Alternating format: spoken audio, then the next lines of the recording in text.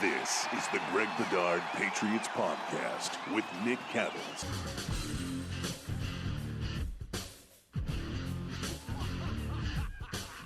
All right, so we're going to get into the Patriots. We are going to have some other stuff to talk about as well with the Boston sports scene, but this is the Greg Bedard Patriots Podcast with Nick Cattles. Before we get into the Patriots, Greg, I have some Celtics thoughts. You have a couple of Bruins thoughts. We both have Red Sox thoughts. A lot of overreaction to game one of the Eastern Conference Finals last night, and I'm not going to excuse that third quarter. It was brutal. That's the worst quarter of basketball that you could witness. It was bad all around. Tatum had, 6 turnovers? But I just think there's a lot of overreaction after one game. Number one, the Celtics lost a home game to Milwaukee in game one of the second round. So this is not some unknown territory. Number two, you're on the road against the first seed in the Eastern Conference. People are treating Miami like they're the YMCA. They were the one seed in the Eastern Conference for a reason. You were without Al Horford and Marcus Smart. So I think in the big picture, losing the first game of a conference finals on the road is not the end-all be-all. People have to relax and calm down a little bit. Where are you at, Greg? Yeah, I agree with you, Nick. Look, I think you know, and certainly some of our readers know, I'm not the biggest NBA guy. Like, I don't watch all season long. I'm more of a, hey, I'll check in the fourth quarter, some nights, because it seems to me that the NBA always ends up tied somewhere around the fourth quarter. In the first day, certainly the first half doesn't really matter in games. And so that's what I've done. But I will say, right, with this Celtics team, I've watched a lot of games front to back during the playoffs, which I can't remember the last time I've done that. As soon as I started watching this team, and of course, we have John Corrales at BSJ, who does a tremendous job covering the Celtics. Former college basketball player, really knows the ins and outs, gives you the X's and O's, sort of like I do on football. So if you're interested, come check us out over at BSJ. And so Corrales has done a great job. Brian Robb before him have always done a tremendous job on the Celtics. So I know what's going on with the Celtics, and I know it was rough. Then they started playing well, and I got to say, everything that everyone said about this team, about how, they're now fun to watch and they're fun to root for, and I totally agree with everything. I think Uche has done a great job. I was immensely, as soon as I started watching the Nets series, and especially early in the Bucks series, I'm just like, holy hell, can this Celtics team play defense? Which a lot of NBA games I've checked in on over the years, I watch and I'm just like, this is gross. This isn't even basketball. No one's playing defense. It's just let's shoot 3-pointers.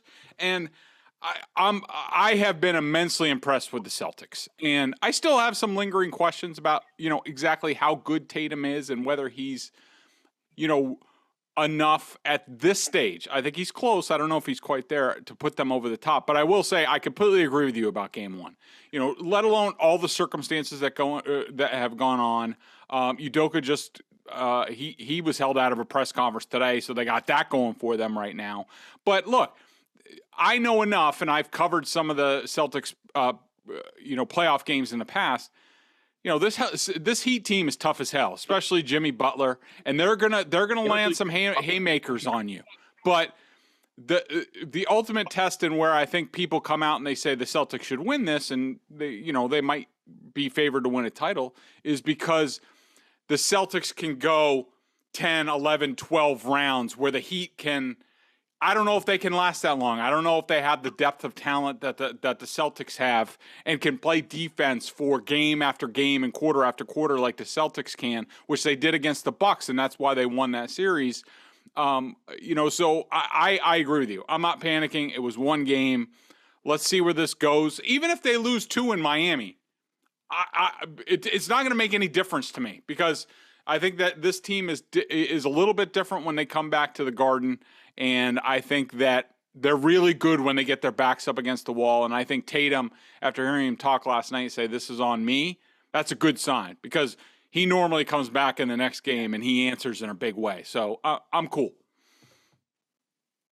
Yeah, I thought Tatum stepped up in the postgame last night, took responsibility and accountability. Again, he was god-awful in the third quarter. I don't want to make it sound like I'm excusing everything last night. I'm not. But I think if you're the Celtics, again, it's a 7-game series. It's the Eastern Conference Finals. You're not going to sweep them. It's game one on the road. Miami had not played since Thursday. They've been sitting home relaxing for 4 days. So I do think when you look at the big picture, if you're the Celtics, I don't think last night freaks you out. I think you look at last night's game and say, look at in the first, second, and fourth quarters, we outscored Miami by 14. We had a god-awful third quarter when we were outscored by 20 freaking 5.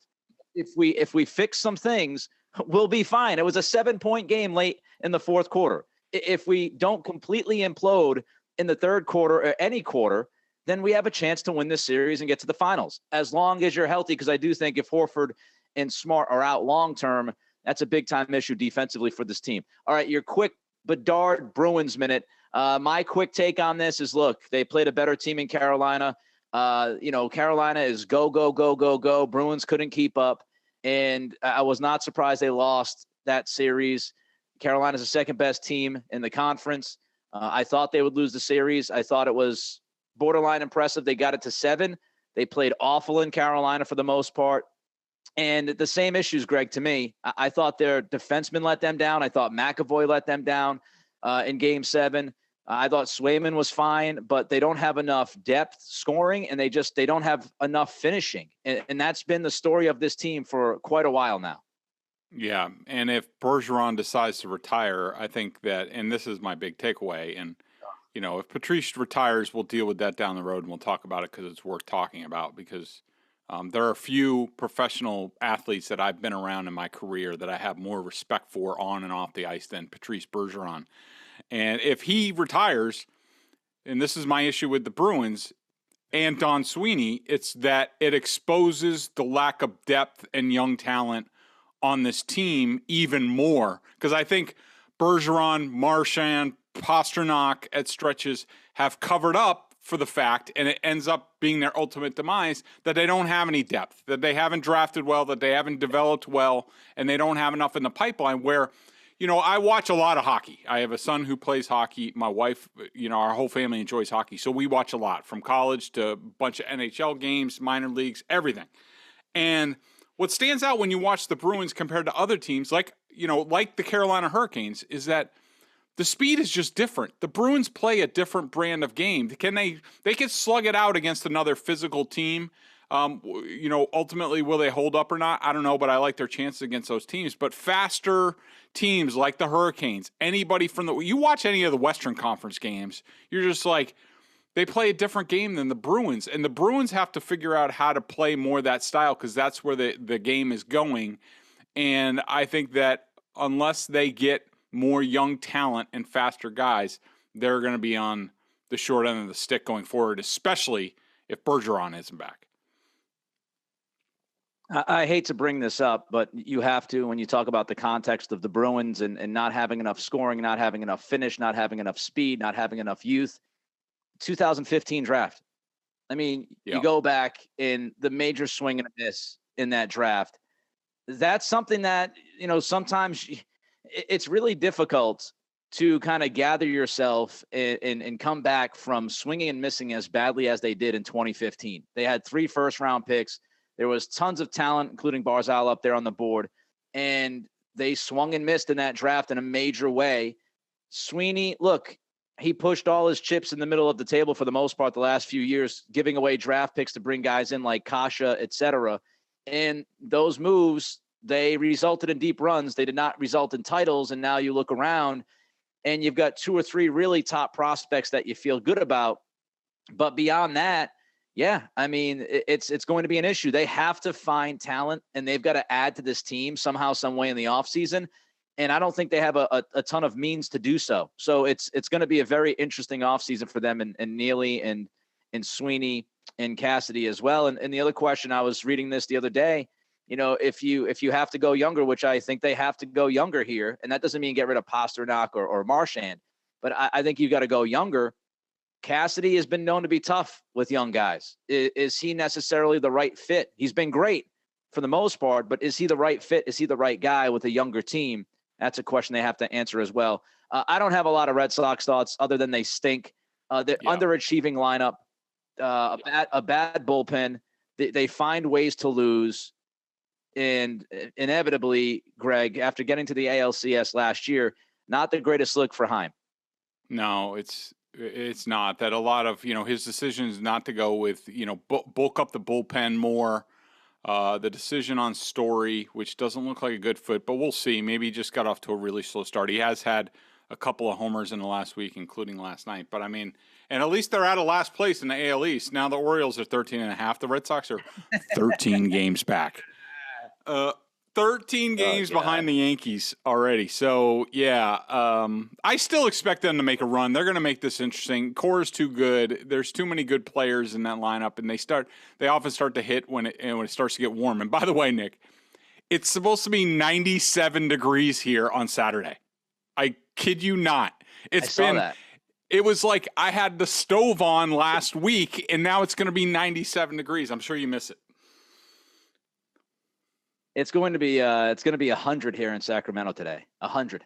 So yeah, we're kind of going through it, but out here, I've said this because you brought up the weather. I brought the temperature today. I'm not going to throw the weather in New England's face. I love you, New England. I spent more than 30 years in Rhode Island and Massachusetts combined. I love you. I have no complaints out here in California weather-wise. All right, let's get into the Patriots. He's Greg Bedard. I'm Nick Cattles. Of course, Greg Bedard Patriots Podcast with Nick Cattles. All right, so the talk this week, Greg, has to do with the assistant coaches.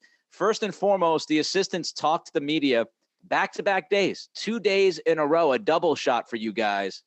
Why do you think that is? I'll tell you why that is.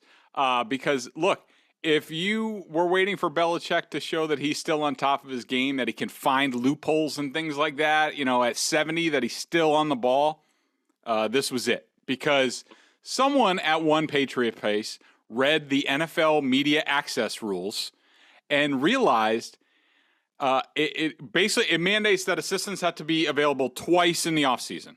Okay? The rules say nothing about when they have to be made available. I mean, most teams say, all right, let's do it before it starts or very early, and let's do it after, towards the end, let's bookend it. Let's just make them available twice. But the NFL rules does not mandate when that needs to happen. So, wouldn't you know it? Someone with the Patriots said, well, why don't we just do it on back-to-back days and get it over with, especially when we haven't really done anything on the field and our coaches don't really know anything. Let's just do it then. And that's exactly what happened, that the Patriots made their assistants available on back-to-back days. They are now done with off-season access for assistant coaches all in one shot. And this is what I have to say, because there will be plenty of people who will be out there and be like, oh, you hate the Patriots. This is the media. No, look, they got us. All right. We messed up.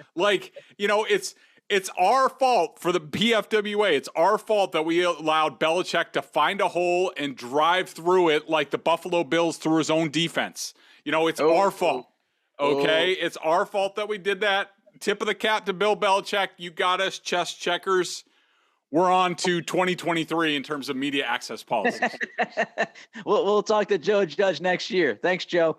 Yep. So the other thing that came out, there's a lot of things that came out with these conversations with the assistants, Greg. Titles. Are titles important to you? The titles, no, not really. The titles aren't important just because, I think it's ridiculous because, every other team knows they've put out there, hey, this is our coaching staff. This is who's coaching who. We're our coordinators, stuff like that. And the Patriots haven't done that. I think it's ridiculous. But no, I don't think what the titles, whether it's defensive coordinator, offensive coordinator, I don't think it's all that important. But I do think something else is important, and that's, who's going to be the play caller, especially on offense. We know it's on defense, unless they change it, it's Steve Belichick. He's been doing it the past couple years. We understand that. It would be nice that they gave him the coordinator title just so he had to take ownership of calls and would be put on the spot. But it is what it is. But in terms of who's the play caller on offense, I think it's ridiculous that they haven't named that the coaches go out there and say, we don't know, and, all that stuff. Because, look, I can guarantee you just from recent experience that, say, Josh McDaniels, and he has Mick Lombardi out there now as his offensive coordinator, but it's, McDaniels who's going to be calling the plays in Vegas like he was here. I guarantee you that as soon as that schedule came out, they started game planning actual plays for that opening game. And until you know who's going to be doing that for the Patriots, you can't start doing that. You can start formulating game plans, and I'm sure they are as a group, and each coach has a different aspect of the game plan. But you need a guy who takes ownership and says, this is what I want, and getting comfortable with calls and things like that. And at this point, they don't know who that is. It looks like it's going to be Matt Patricia, but we don't know for sure. A couple of things. The titles thing, it's not a huge deal to me as long as the players and the coaches themselves have clarity and they know who is doing what and there are defined roles. If there's an understanding across the board in that building, and I have to believe that there is, then I'm not worried about it. Titles are for us to talk about and what's this guy doing, what's that guy doing. But as long as people in the building know, I do think it's a very good point, Greg, when you talk about accountability and responsibility, because ultimately when we do talk about titles, that's maybe the most important aspect of all of it. Who's going to take that responsibility? Who's going to be the guy? When there's a terrible defensive play call at the end of a football game, when you have the Dallas Cowboys situation play out last year in Foxborough, and people are questioning why the hell was that play call made in that situation on that critical down? What's going on there? The lack of a title leaves wiggle room, and it allows Steve Belichick, Gerard Mayo, and Bill, even though Bill will take most of the accountability and responsibility, it does leave the wiggle room there to let Steve not get crushed. Even though we have a good feeling that he's calling the plays, well, did Bill get involved late in the game? Did Gerard kind of hint towards what they should do? It's all kind of a grand mystery. That part I do not like. The play calling, I think it should be Judge. If Judge is going to be the quarterback's coach, which it certainly sounds like he's going to be the guy, I want Mac to have one voice in his ears at all times. I want this set up like McDaniels, like Bill O'Brien, quarterback coach, offensive coordinator. Don't have Patricia and Judge on each side of Mac's head telling him something. He needs one clear message. Let it be Judge who is going to be working with him. So I'm not a huge fan of that idea of having Patricia be an offensive line coach and the play caller. It doesn't make sense to me. I'd rather have it be the quarterback coach and the, play caller for Joe Judge. And I'm not telling you I think Joe Judge would be a spectacular play caller. I don't know that. You don't know that. Nobody knows that. All I'm saying is consistency. And I want Mac Jones to have consistency. And we'll get into Mac much more. All right, Greg, the most ridiculous thing that you heard over the 2 days, and what do you think it means? Okay, so I was the first day I was in on Matt Patricia and Joe Judge, and the most ridiculous thing that I heard that basically I had to push back on, he started to answer me back, and I had to streamline it and really be pointed, sort of like if you've ever seen one of these memes, but why was when Joe Judge talks about and here's just part of one quote. He's like, for us, it's important right now for all of our coaches to be able to coach all the skill players, okay? Or for that matter, the line players as well as we go through this. And as we divide up and run 2-spot, 3-spot drills, it's important that if it's a ball handling drill and Vinny Cincinnati is running it, he's the running backs coach, that Vinny can coach the quarterbacks as well. We're all on the same page. It's been a main emphasis for us as a coaching staff that we want to make sure we can coach all the players and then nobody's out there, with a lack of knowledge in the offense. So it all sort of stemmed from there. It was all about offensive coaches needing that it's important that and he also used the word emphasis on us needing to be able to coach all the offensive players. And quite frankly, if he's being serious, if Joe Judge is being serious, and I've heard from a lot of people who have worked from Joe Judge in the last couple days about this, and they think he is being serious, it's patently ridiculous. It's absolutely ridiculous. And I pushed back. I said, why does an offensive line coach need to be able to coach the quarterback? Now, look, he talks about things like Vinny Cincinnati running a ball control drill or ball security drill. Absolutely, that happens on the field. Absolutely. Does he need to tutor Mac Jones on if he's going through the line and Mac Jones isn't tucking the ball the right way? Does he need to coach him on that? Hell yeah. But It's not important. It's not that huge of a deal. You're like, we're not talking. There's a difference between that and the other skills and drills, as Joe Judge puts it, and teaching a guy how to throw a guy open against, cover 3. There's a difference between that. And so for Joe Judge, what worries me, Nick, is that he's being serious about this. And he thinks that this is actually important and emphasis and that he needs to spend time on this. He doesn't need to spend time on this. I don't need Matt Patricia as the offensive line coach getting involved with Mac Jones. You got 5 players plus bench players on the offensive line to worry about. Billy Yates is around, but Matt's got enough on his plate. The wide receivers coach, whoever that is now, I'm getting mixed up. I think Kaylee's with the tight ends still. Oh, it's Troy Brown and Ross Douglas. Like, I don't need them involved with the running backs and vice versa. Like, I'm hoping that Joe Judge is just saying that to like waste time and talk, but I think he's serious about it. And to me, what worries me is that if he's already making a priority out of things that don't mean jack crap, then what about the finer points? Like, if I'm Mac Jones, and I'll just let people know right now, and just to give a little hint, and I'm sort of working on this in the background, but I've heard from people in the last couple days about what's going on with the offensive coaching staff. And the initial reports I'm getting back are not good at all. And that includes what they're hearing from the players internally. Like, it's not going in a good direction.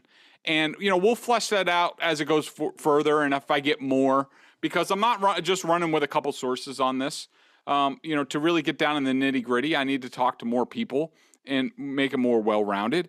But this is the kind of stuff that's going on. And I heard from people like, people who were with the Patriots, have Patriots ties, heard about Joe Judge's press conference, went and watched it, and they're all texting me saying what the F is he talking about? Like, this is all wasted energy, and that's my worry.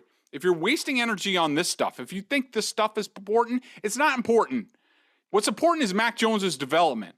And what I want to hear from this coach is a plan for Mac Jones moving forward. I don't want to hear about you having to coach the running backs or the offensive line.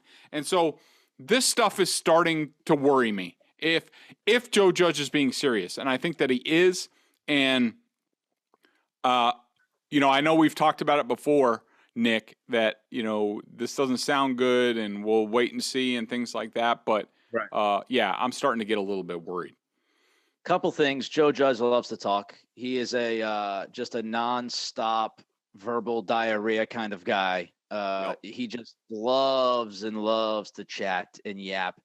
So take that into account when you look at this and what he had to say. The second part is, like you said, if this is true and if he's being honest and transparent, I find it interesting that Bill Belichick's number one slogan is "Do your job." And what is the job of each of these guys? To me, when you say do your job, that means focus on what you're supposed to be doing and do it to the best of your ability. And if everybody does that together, we will win a lot of football games. How does that message jive with the idea of, be involved on this side, be involved on that side, be involved with this, be involved with that? It doesn't to me. Like, if you want to, again, clarify roles and say, do your job, Joe Judge, your job is quarterbacks coach and play caller. Matt Patricia, your job is to work with the big guys up front. That's it. That's your job. Do it to the best of your ability. I don't like the, multitasking across the offense. Matt Patricia, something else that stood out to you. You asked him why it's a good thing he's on offense. What did he say? And your reaction to what he said, Greg? Not a whole hell of a lot, but I don't know what look, he does have some offensive background, and he pointed that out a few times.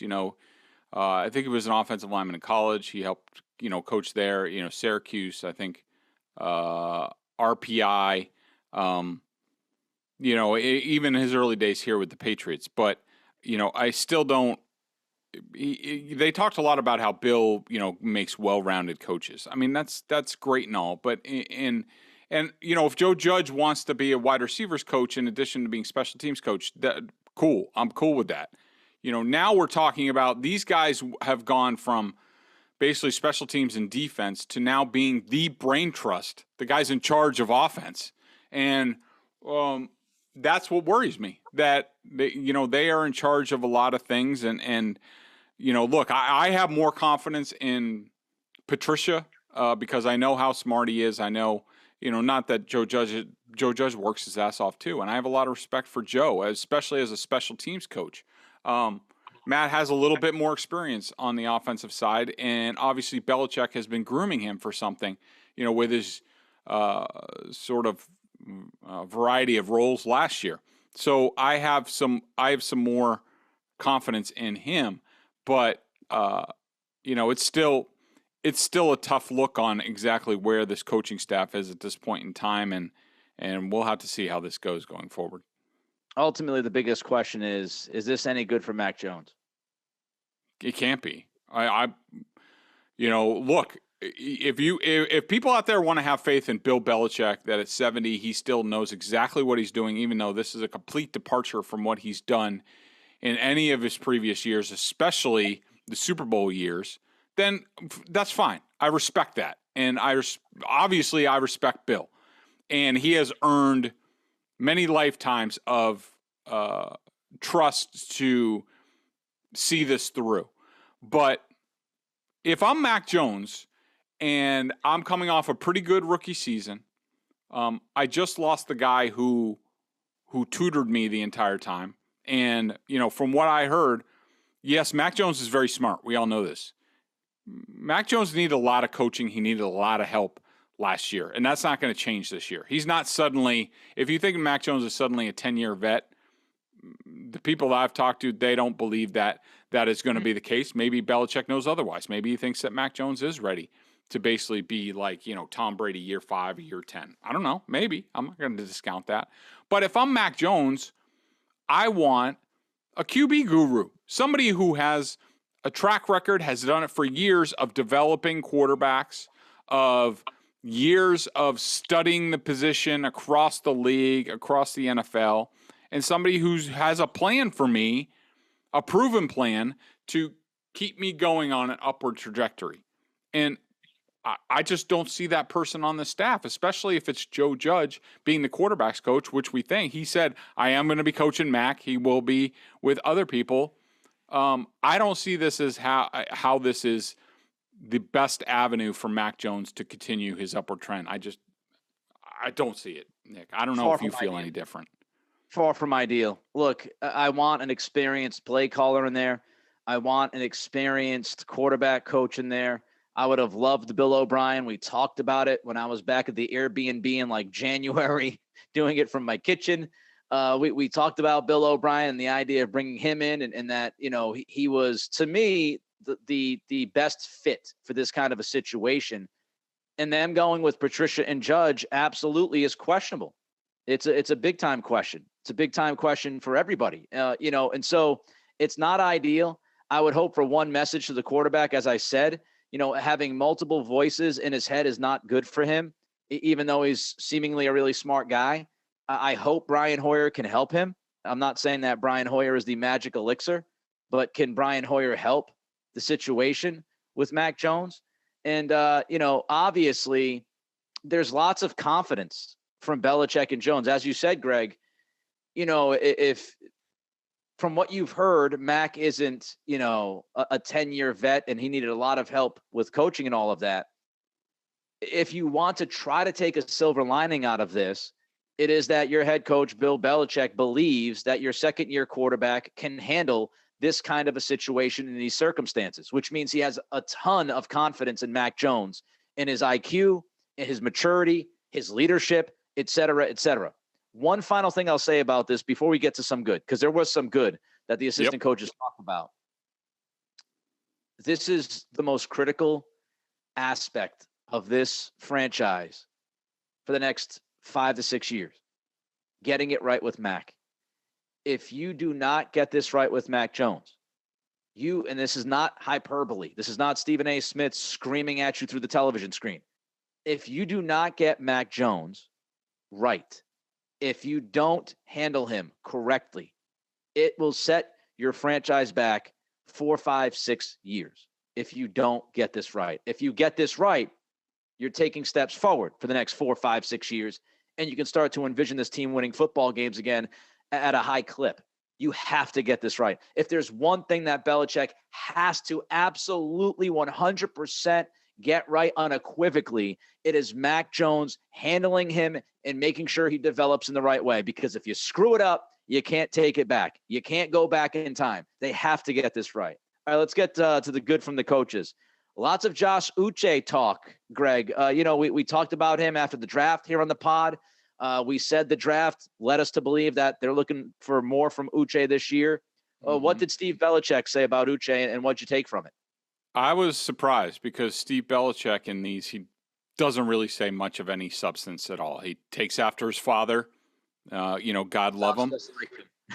He does. He sounds just like a younger version, and you're just like, all right, I want to shoot myself listening to this. But, when he was asked about Josh Uche, he actually sort of perked up, and he said, I see him as part of the blueprint. I see him being an important piece to the puzzle for us going forward. There's a lot of other factors to it besides what he's going to do. We got to see what everybody else does and work the pieces around from there. But I see Josh being a big part of this defense. We'll see how the competition plays out. I mean, for Steve Belichick to say that, holy cow. That's high praise from Steve Belichick that he actually said, that he saw somebody being a big part of the defense. He doesn't say anything like that ever. So finally, the stuff that we talked about a year ago about Josh Uche possibly being an impact player, it looks like it's going to come to fruition, and thank goodness. It's about time.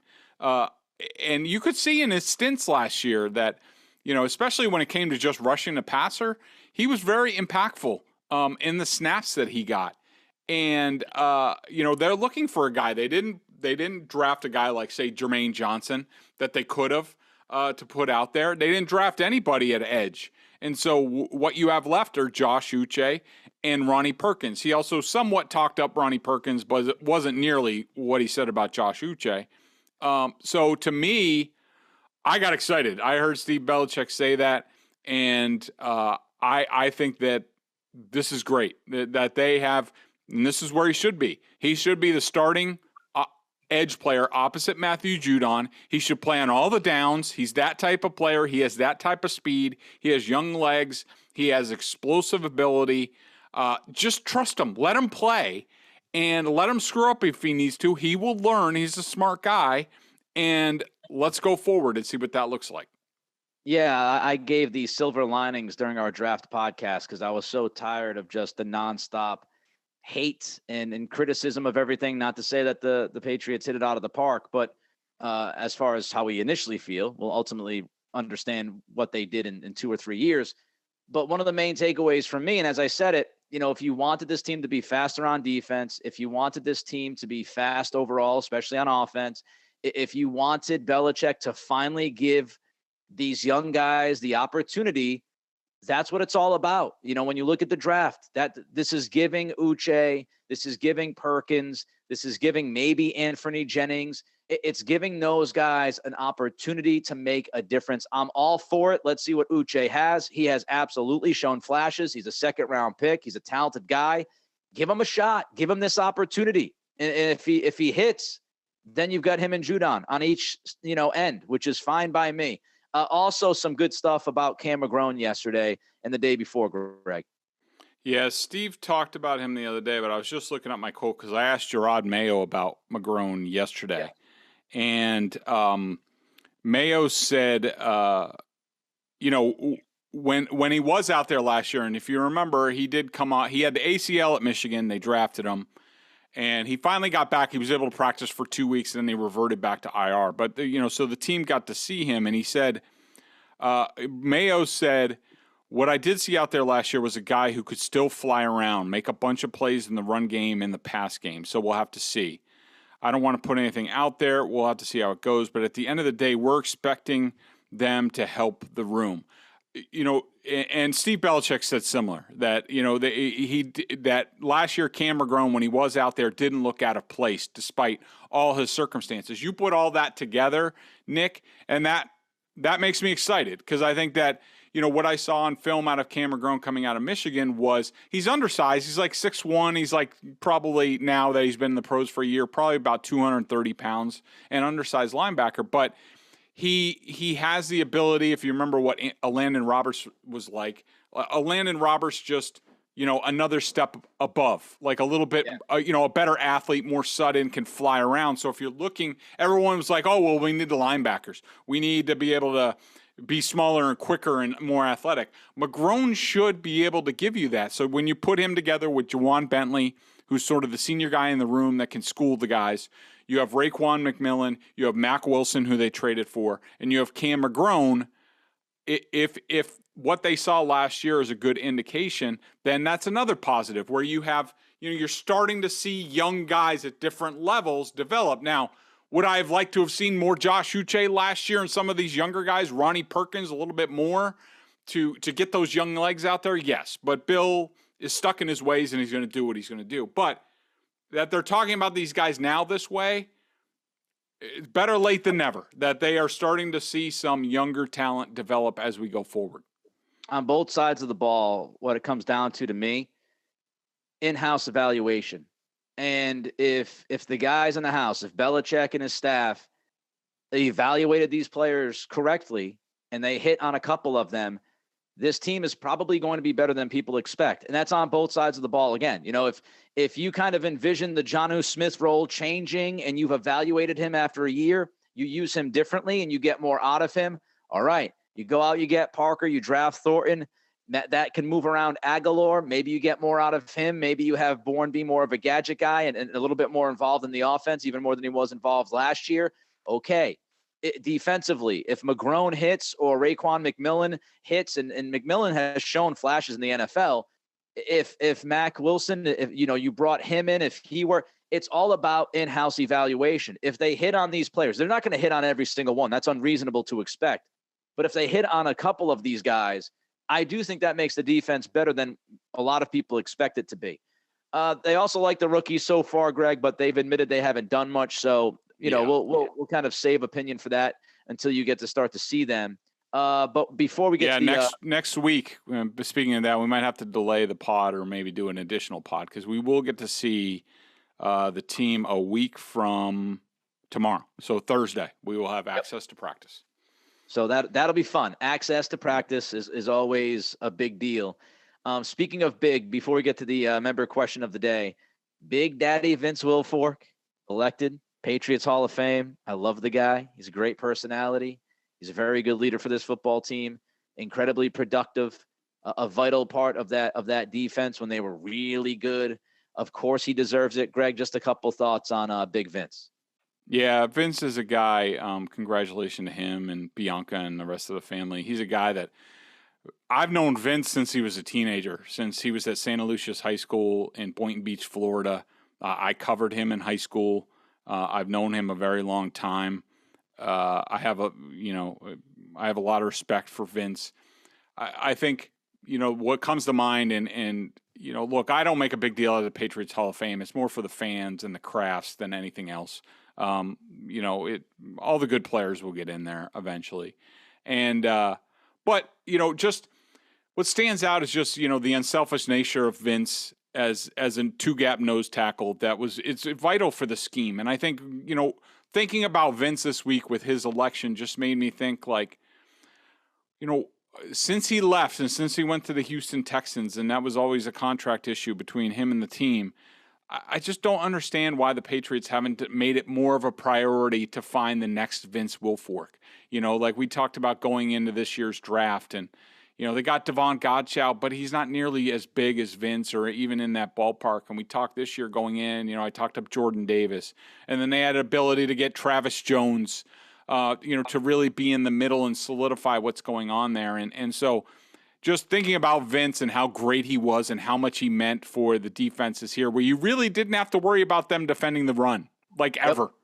As long as Vince was out there on the first couple downs, and Gerard Mayo even said, having that big guy there, it made a lot of space for me and go make plays and go make tackles. And I hope Bill was listening to some of this week and realizes we really need that piece if we're going to be a well-rounded defense again. And my thought was, I loved covering Vince. I loved watching his film. I miss watching Patriots defense with that kind of nose tackle in the middle. Yeah, he was awesome. The BostonSportsJournal.com member question of the day, BSJ, $39.99 on the annual plan, Celtics coverage, Bruins coverage, Sox coverage, of course, Patriots coverage with Greg, video analysis, the coach's film with Greg, direct access to him in weekly chats, $39.99 on the annual plan. What is the question of the day, Greg? So, sort of a question. It was more of a statement from B.H. Saunders with a Z. And it was off of, and this normally would have been a whole podcast by itself, but I went through the schedule after it came out. I went game by game, and I came out with my very early, way too early prediction for the Patriots was 9-8. And BH took issue with my pick. I picked the Raiders to beat the Patriots in Vegas. He said, Bedard loves Josh McD. I think there's a big chance he sucks. Tough division, distracting location for players, horrible track record for BB assistants. Josh was propped up by TB. Not only did he suck in Denver, he sucked with the Rams. That's a win in December. So I just wanted to shout out there. And I just wanted to say, look, he may be right about a lot of these things. And there's already stuff going on with the Raiders and the front office and things like that. They've had a lot of departures. There are a lot of distractions there, and we have no idea whether an NFL team is going to work in Vegas, with that distraction there and all of that. But look, a couple of things. Number one, former Belichick assistants kind of do a good job against the Patriots. I mean, even Matt Patricia beat their ass in Detroit. All right. Mangini used to own the Patriots, like with the Browns and the Jets somewhat. Brian Flores. Brian Flores did a good job against the Patriots. And the other thing was, do you remember when Josh McDaniels was coach with the Broncos? Yes. It was a tough tenure ultimately. But do you remember when he played the Patriots his first season? He beat the Patriots in overtime with Kyle Orton at quarterback. So let's dial it back a little bit. Let's not guarantee a victory for the Patriots in that game. Respect that Josh McDaniels is a good coach and might have learned something in the 13 years since he's been a head coach in this league and what they've done with that roster and gotten guys like Devontae Adams. So let's dial that back a little bit and let's see how things go, because I think that's going to be quite the game between those two teams. Yeah, and I expect to be there live since I'm about a 45-minute flight away. So there you go. I can't wait for that. He's Greg. I'm Nick. We got to run. Hopefully you enjoyed this edition of the Greg Bedard Patriots Podcast with Nick Cattles. We'll be back next week. Maybe 1, maybe 2 episodes, depending on practice schedule. Everybody be good, be safe, be healthy. And again, we'll talk to you next week. Go Celtics. And can the Red Sox play better?